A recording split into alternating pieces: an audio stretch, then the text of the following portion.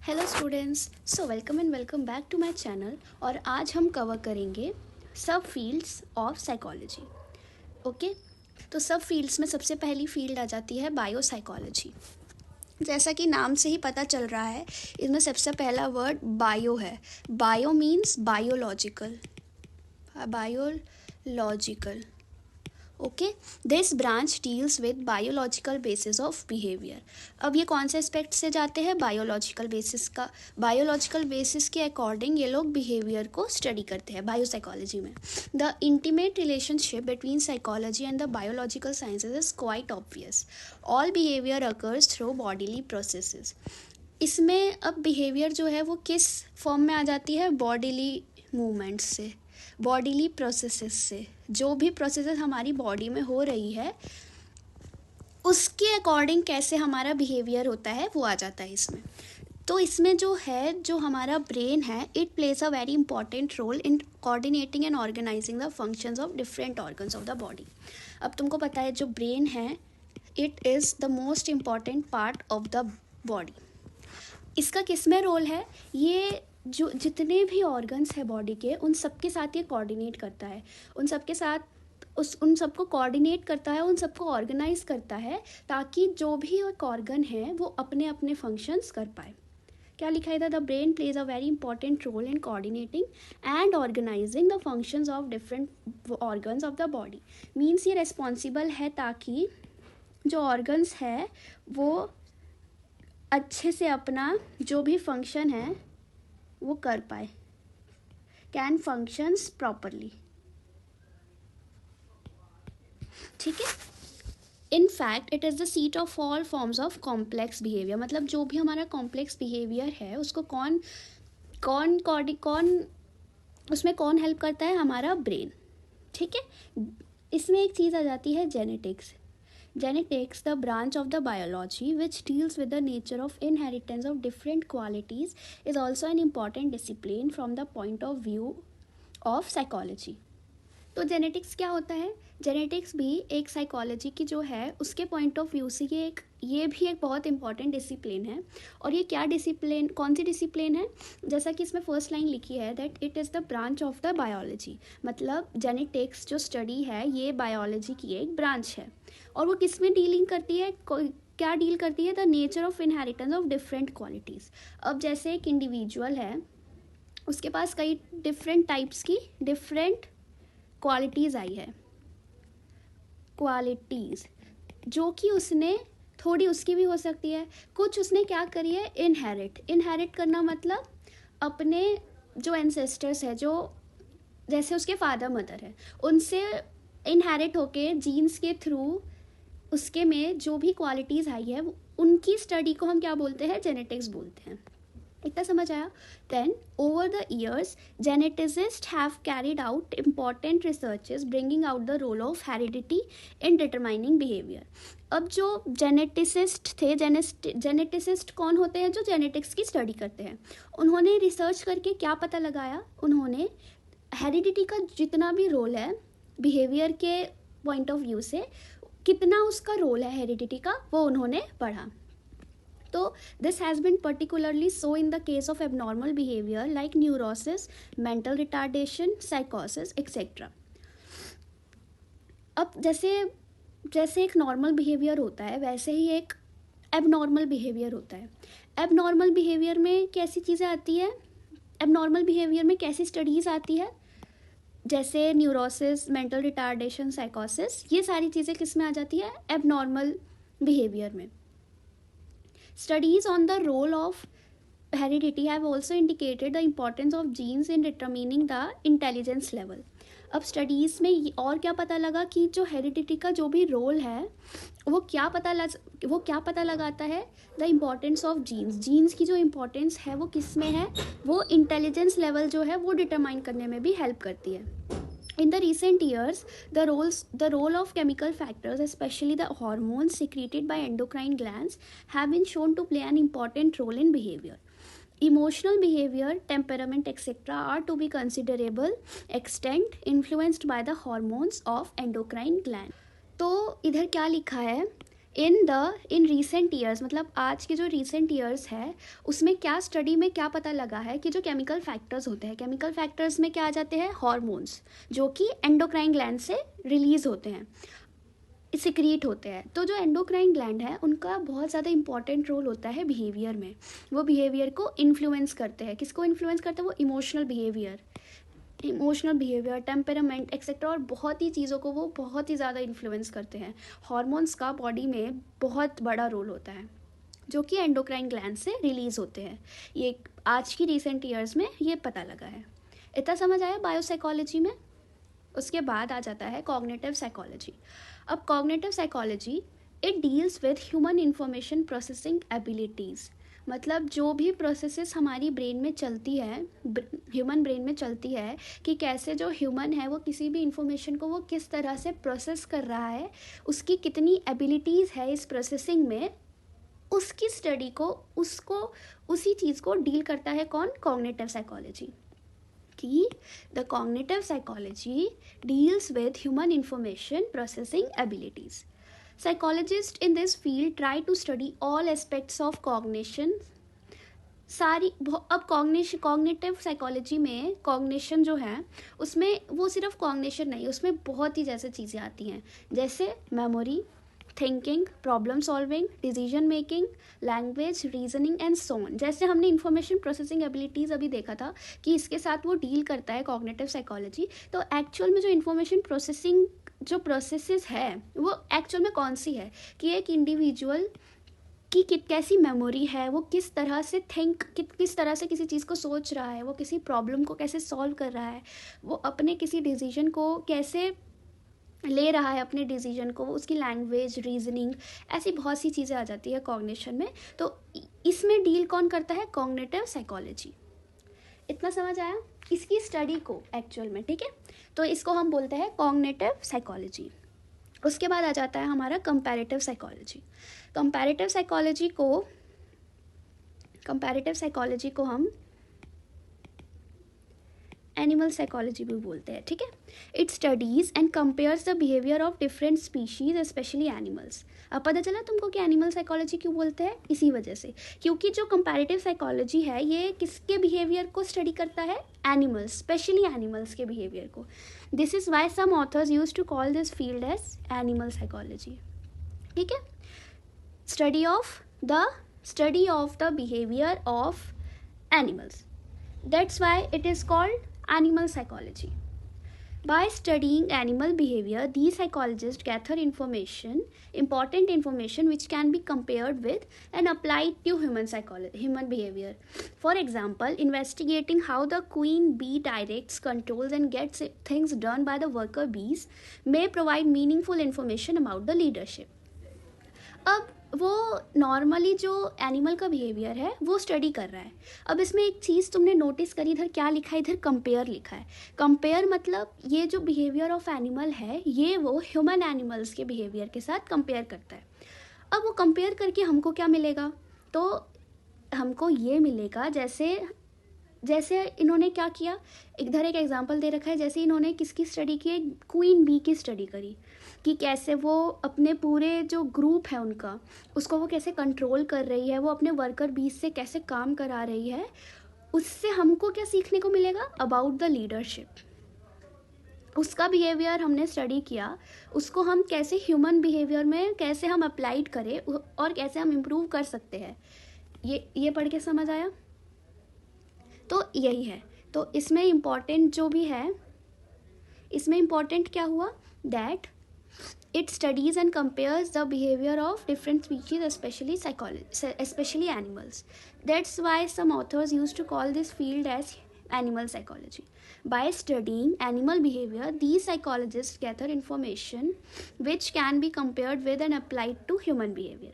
Apply कर सकते हैं और कैसे हम इम्प्रूव कर सकते हैं ये भी पता चल गया। जैसे investigating how the queen bee directs, controls and gets things done by the worker bees may provide meaningful information about the leadership.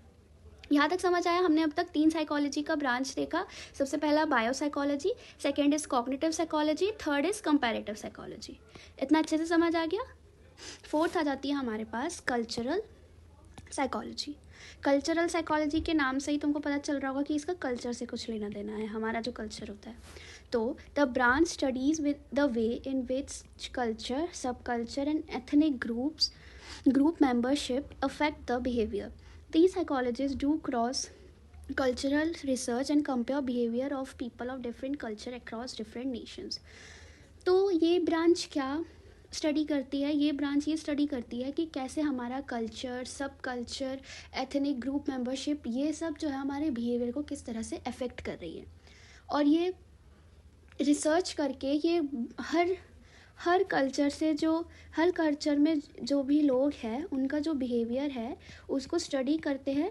और ये उसके बाद क्या करते हैं, वो उसके बाद करते हैं कंपेयर सबके बिहेवियर को कि कैसे हर कल्चर एक दूसरे से कैसे अलग है और वहाँ के लोग कैसे हैं. ठीक है. उसके बाद आ जाता है एक्सपेरिमेंटल साइकोलॉजी.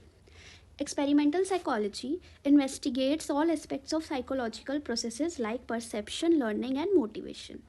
Experimental psychology में क्या होता है, किसकी स्टडी होती है? साइकोलॉजिकल प्रोसेसेस की. साइकोलॉजिकल प्रोसेसेस तो तुम्हें पता है, इसमें आ जाती है परसेप्शन, लर्निंग एंड मोटिवेशन जैसी चीज़ें. The major research method used with the fields deals with controlled experiments. Morgan et al. Mentioned that experimental method is also used by psychologists other than experimental.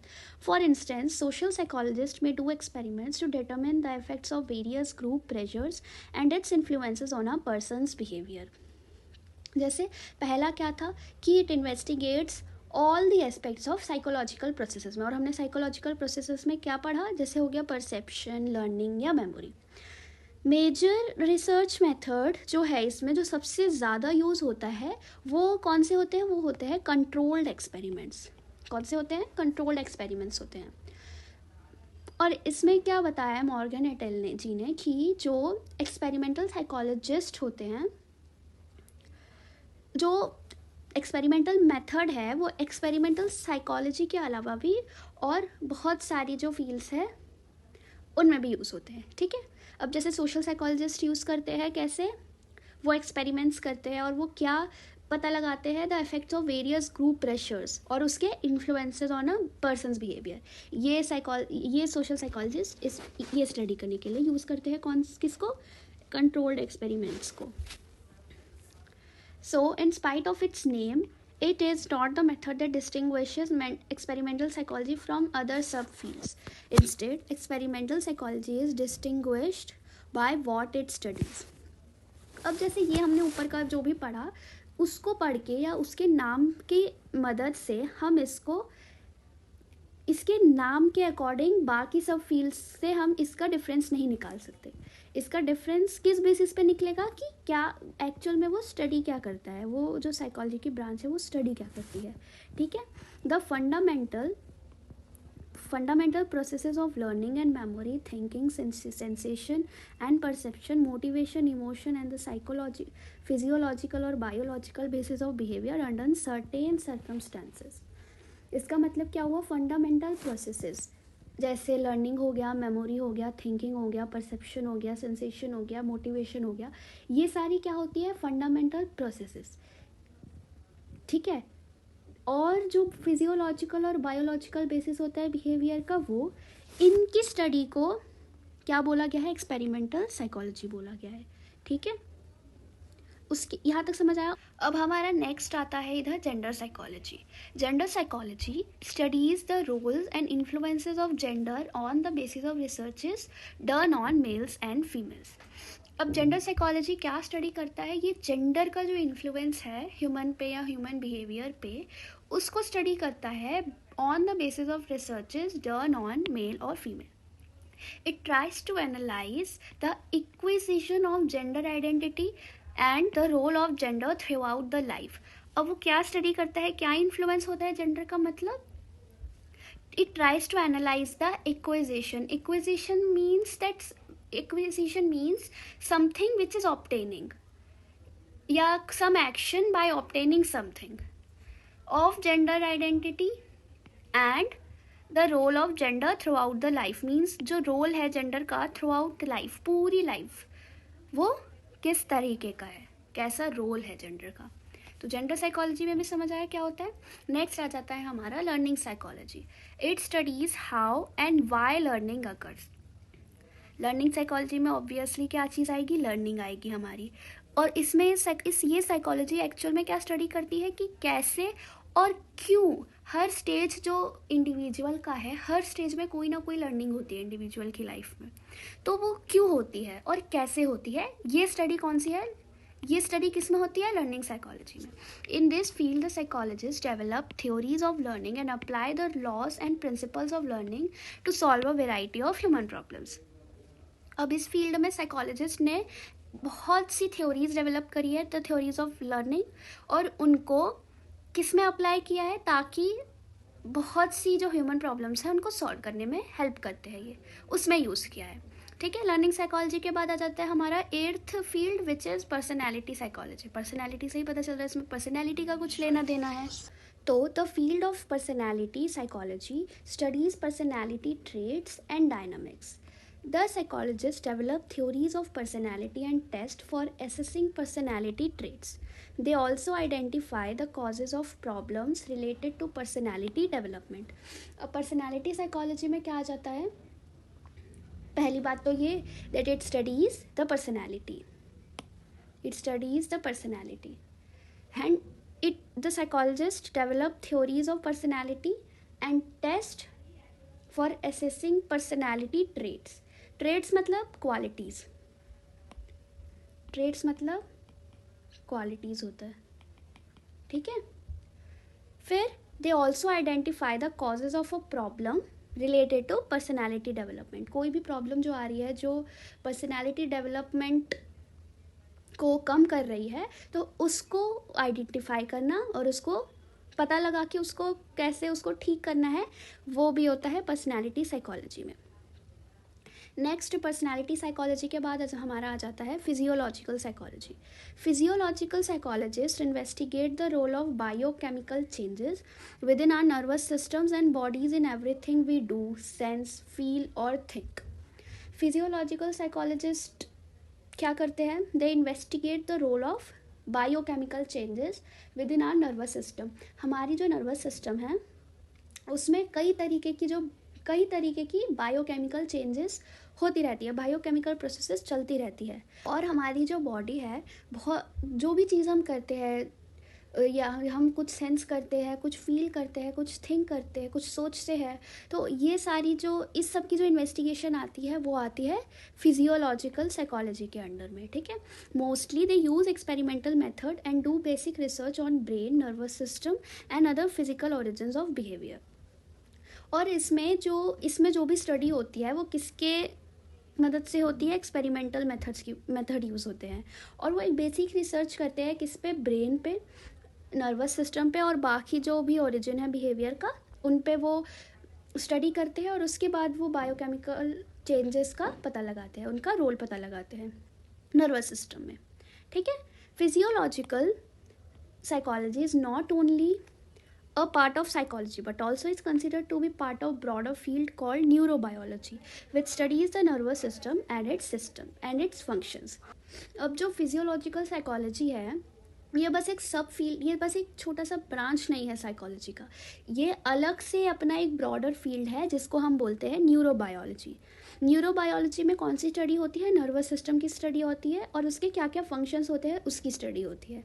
ठीक है, उसके बाद जब हमारा आ जाता है 10th subfield which is sensation and perception psychology.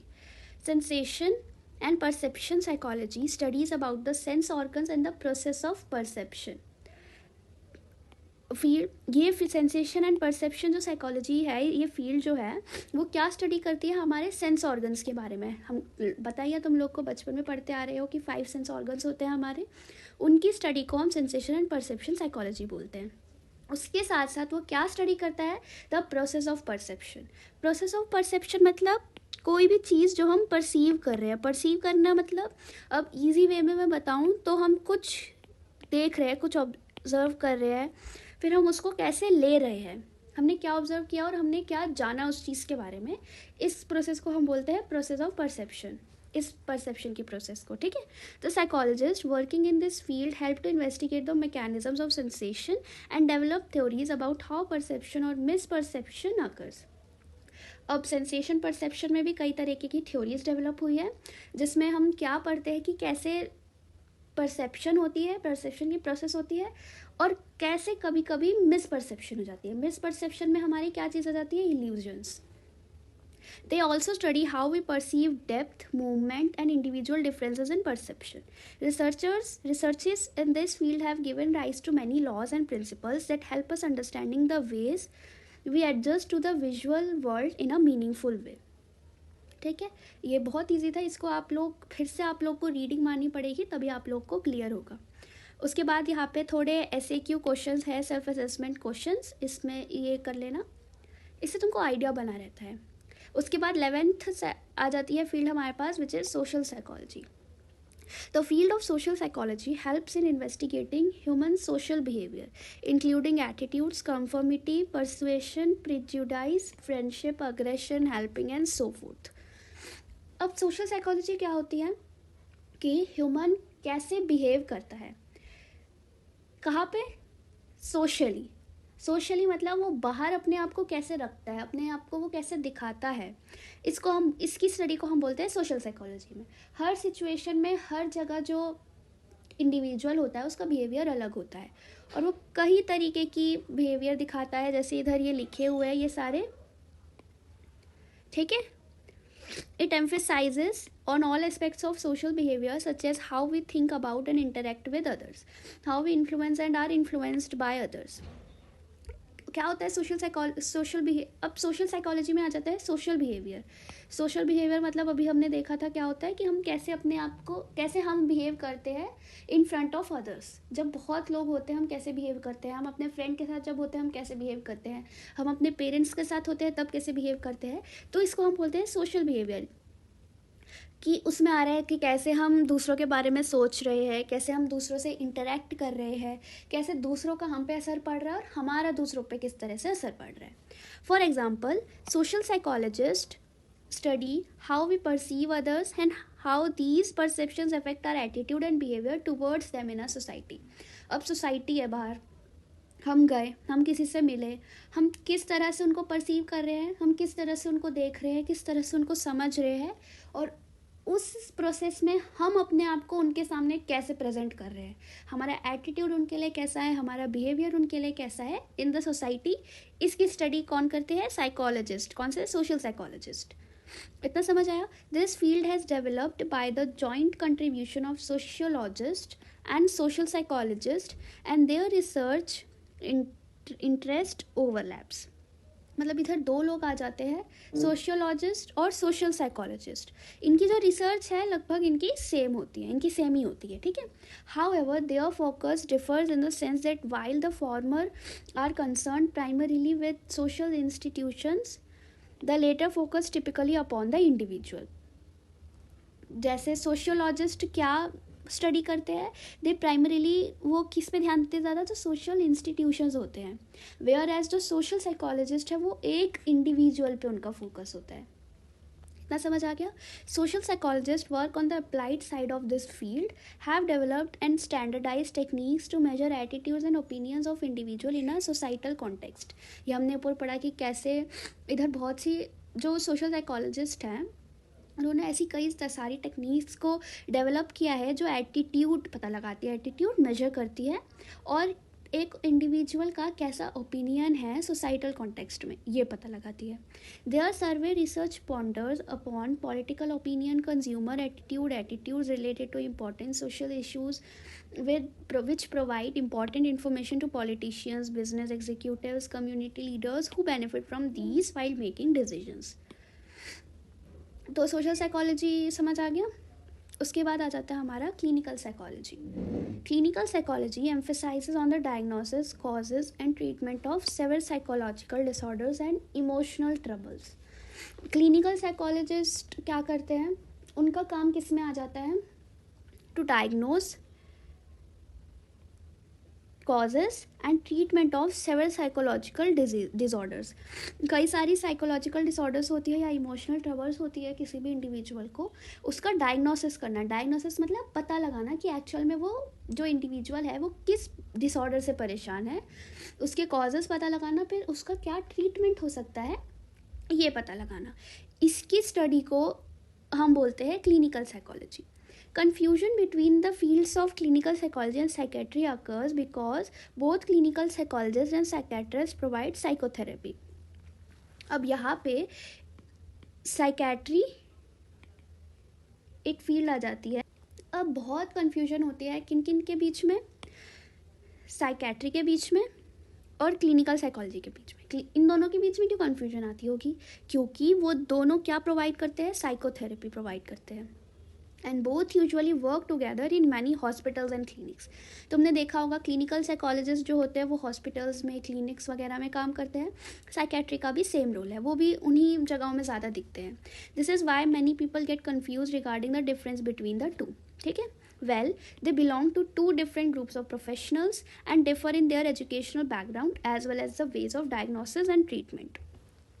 अब देखो, psychiatry field and clinical psychology field, ये दोनों ही बहुत ही ज़्यादा डिफरेंट है. किस बेसिस पे? उनके प्रोफेशनल्स के बेसिस पे, उनके एजुकेशनल बैकग्राउंड के बेसिस पे, उनका डायग्नोसिस और ट्रीटमेंट के वे में उन दोनों में डिफरेंट आ जाता है. जैसे सबसे पहला जो डिफरेंस है यहाँ पे क्या है, psychiatrist are physicians. After completing medical studies means MBBS, they do Doctor of Medicine, which is MD in psychiatry, and specialize in the treatment of mental disorders. ठीक है. Whereas the clinical psychologist hold a master's degree, which is MA or MSc, or a doctorate degree, Doctor of Philosophy PhD, या फिर Doctor of Psychology in clinical psychology. Because of this difference in training, clinical psychologists who do not have medical training cannot prescribe drugs to treat behavior disorders. अब इतना पढ़ के क्या समझ आया कि जो साइकेट्रिस्ट होते हैं वो फिजिशियंस होते हैं. फिजिशियंस मीन्स, सिंपल वे में मैं बताऊं कि जो ड्रग्स मीन्स मेडिसिन जो भी होती है वो प्रोवाइड कर सकते हैं. लेकिन जो क्लिनिकल साइकोलॉजिस्ट होते हैं वो कोई भी मेडिसिन किसी को भी प्रेस्क्राइब नहीं कर सकते किसी भी डिसऑर्डर को ट्रीट करने के लिए. ऐसा क्यों होता है? क्योंकि जो साइकेट्री फील्ड है वो एक individual medical studies means doctor की जो सबसे पहली स्टडी होती है विच इज़ MBBS, वो कंप्लीट करने के बाद वो MD करते हैं which is doctor of medicine. किस ब्रांच में? साइकेट्री में. और specialise in the treatment of mental disorders, उनकी स्पेशलिटी ही उसमें होती है. जबकि जो क्लिनिकल साइकोलॉजिस्ट है उनके पास मास्टर्स की डिग्री होती है विच इज़ MA या फिर MSc, या फिर उन्होंने अगर MA के बाद PhD करी तो उसमें, या फिर doctor of psychology diploma, doctor in clinical psychology. इसी कारण की वजह से जो साइकेट्रिस्ट है वो ड्रग्स प्रिस्क्राइब कर सकते हैं, लेकिन जो क्लिनिकल साइकोलॉजिस्ट है they can't prescribe the drugs to treat behaviour disorders. इतना समझ आया? उसके बाद clinical psychologists carry out research to find out better ways of diagnosing, treating and preventing psychological disorders. अब clinical psychologist क्या करते हैं? सबसे पहले वो रिसर्च कर सकते हैं. क्यों? ताकि वो बेटर वे में जो डिसऑर्डर है उसको डायग्नोज कर पाए, उसका ट्रीटमेंट कर पाए और उसको प्रिवेंट कर पाए. They also rely heavily on standardized tests for identifying the causes of these disorders. They use psychotherapy, for which they are trained, for the treatment of mental disorders. But clinical psychologists are not authorized to prescribe drugs to treat behavior disorders as they do not have medical training. उनके पास medical training नहीं होती है, इस वजह से वो drugs prescribe नहीं कर पाते. क्लिनिकल साइकोलॉजी क्लियर हो गया. इसके साथ साथ हमको कौन सी ब्रांच क्लियर हो गई? साइकेट्री. उसके बाद आ जाता है community psychology. It applies to the community-wide mental health through research, prevention, education and consultation. Community psychologists apply psychological principles, ideas and points of view to help social problems and to help individual adapting to their work and living groups. Community psychology में हम actual में कौन सी हम study करते हैं, इसमें आ जाती है कम्युनिटी वाइड मेंटल हेल्थ को हम स्टडी करते हैं, किसके थ्रू, रिसर्च के through, education, consultation. Community psychologist क्या करते हैं, they apply the psychological principles, जो भी साइकोलॉजिकल प्रिंसिपल्स है उसके आइडियाज़ है, उनके पॉइंट ऑफ व्यू से ये जो सोशल प्रॉब्लम्स होती है एक इंडिविजुअल की, उसको सॉल्व करने में और कैसे एक इंडिविजुअल अपना वर्क अच्छे से कर पाए उसमें हेल्प करते हैं कम्युनिटी साइकोलॉजिस्ट. किसको यूज़ करके, साइकोलॉजिकल प्रिंसिपल्स को. देन यहाँ पे एक पॉइंट लिखा है that some community psychologist are essentially clinical psychologist and they specially organise programmes to reach those people in the community who have behavioural problems और who are likely to have such problems. अब थोड़े community psychologist क्या करते हैं, वो ऐसे programmes organise करते हैं ताकि वो उन लोग तक पहुंच पाए कम्युनिटी के जिनको ऐसी बिहेवियरल प्रॉब्लम्स है या फिर जिनको हो सकती है. These psychologists not only deal with mental health problems of community members but also attempt to promote their mental health as well as mental health of their caregivers.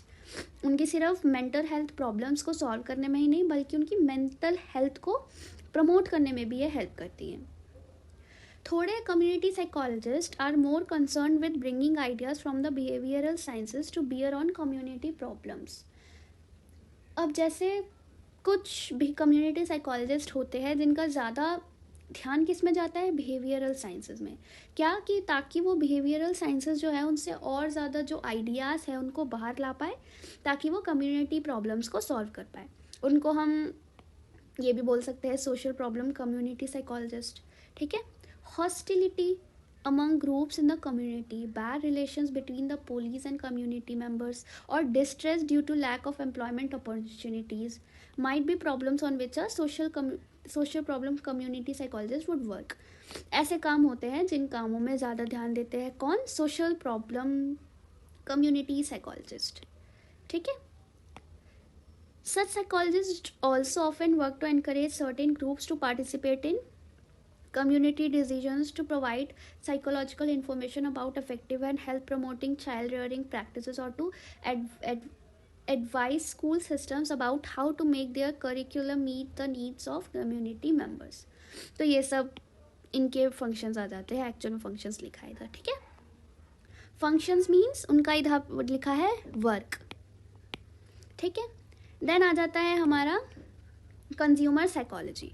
Consumer psychology involved in researches related to packaging, advertising, marketing methods and characteristics of consumers.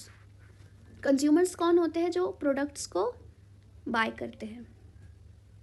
उनके characteristics, वो मतलब किस तरह से जो consumers आते हैं वो किस तरह के जो आइटम्स होते हैं वो किस तरह के ज़्यादा प्रेफर करते हैं, कैसी पैकेजिंग होनी चाहिए, एडवर्टाइजिंग कैसी होनी चाहिए, मार्केटिंग मेथड्स, इन सब की जो रिसर्चेज होती हैं वो आ जाती है कंज्यूमर साइकोलॉजी के अंडर में. ठीक है. देन आता है हमारा counselling psychology. This branch deals with helping people or individuals with personal problems including interpersonal relations, career choice, mild emotional troubles or behavioral problems such as overeating, slow learning or lack of concentration. अब counselling psychology का नाम पढ़ के ही तुमको समझ आ रहा होगा कि काउंसलिंग साइकोलॉजी में हम एक्चुअल में काउंसलिंग देते हैं.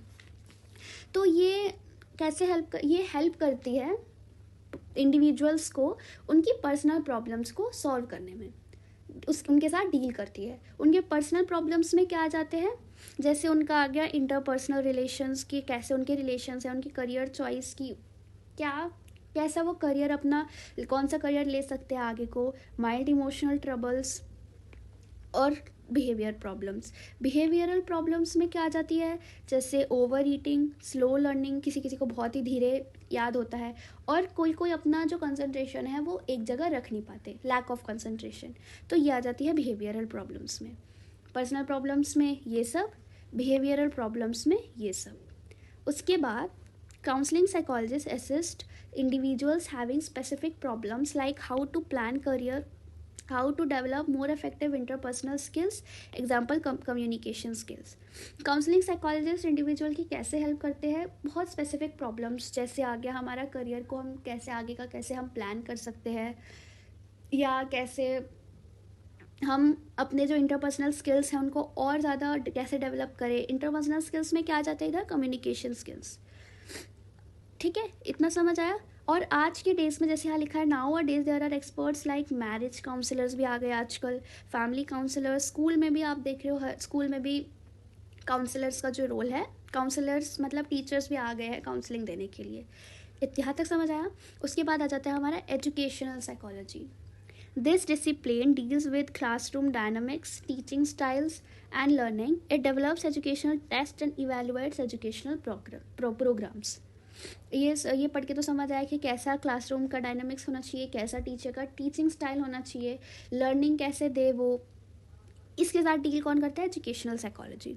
एजुकेशनल साइकोलॉजी ने कई डेवलप करे एजुकेशनल टेस्ट, और कई जगहों पे एजुकेशनल प्रोग्राम्स भी होते हैं। ठीक है, it investigates all aspects of educational processes ranging from curriculum design to techniques of instruction to learning disabilities.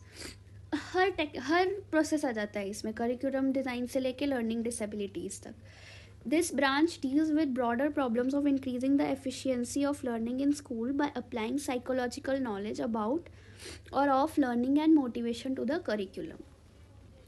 अब जैसे ये बहुत सी प्रॉब्लम्स है लर्निंग में, बच्चों को लर्न करने में बहुत सी प्रॉब्लम्स आती हैं.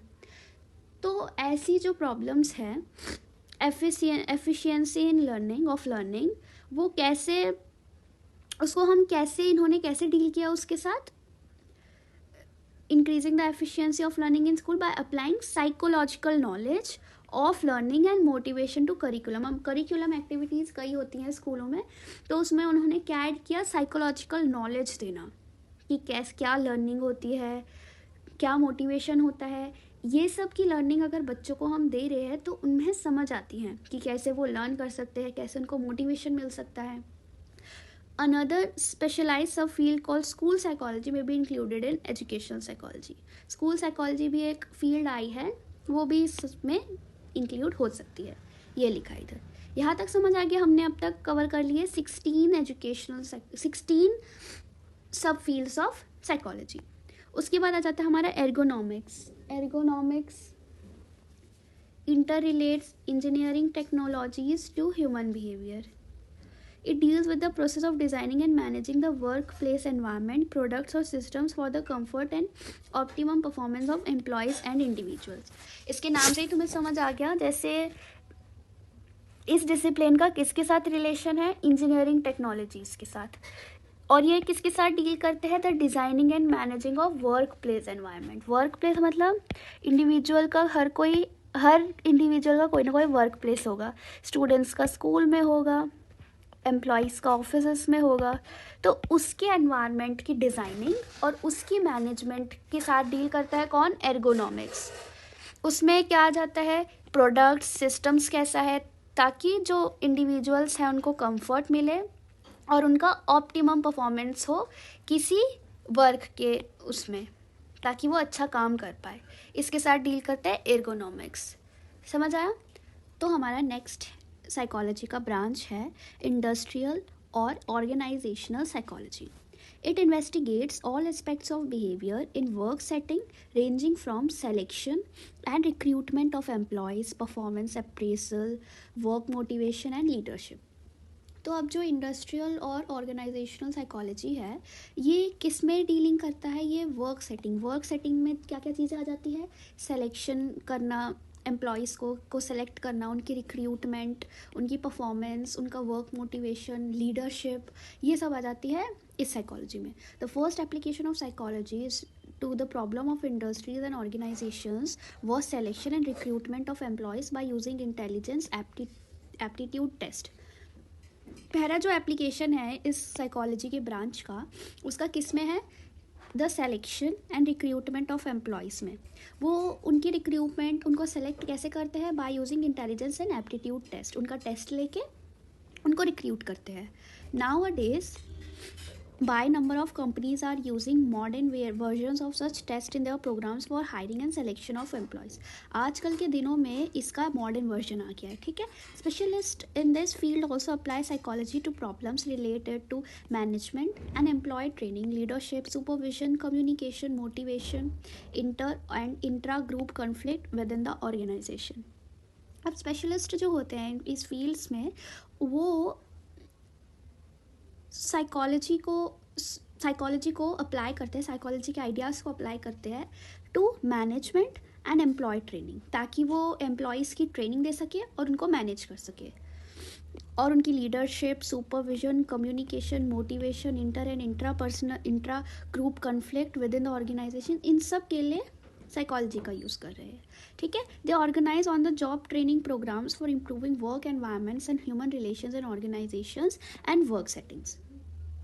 वो ऐसी बहुत सारी ट्रेनिंग प्रोग्राम्स को भी ऑर्गेनाइज कर रहे हैं ताकि जो वर्क एनवायरनमेंट्स है वो और ज़्यादा इंप्रूव हो सके और ह्यूमन रिलेशंस भी इंप्रूव हो सके. The psychologist are sometimes called personnel psychologist. इनको क्या बोलते हैं? इनको पर्सनल साइकोलॉजी भी बोलते हैं. उसके बाद आ जाते हैं medical psychology. Medical psychology apply psychology to manage medical problems.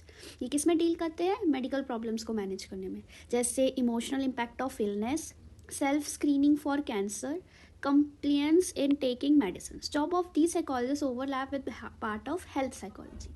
इतना समझ आया, इनका मेडिकल प्रॉब्लम्स में डीलिंग होता है. और जैसे मेडिकल प्रॉब्लम्स में क्या आ जाती है, जैसे emotional impact of illness, self screening for cancer, इन सब पे डील करते हैं मेडिकल साइकोलॉजिस्ट.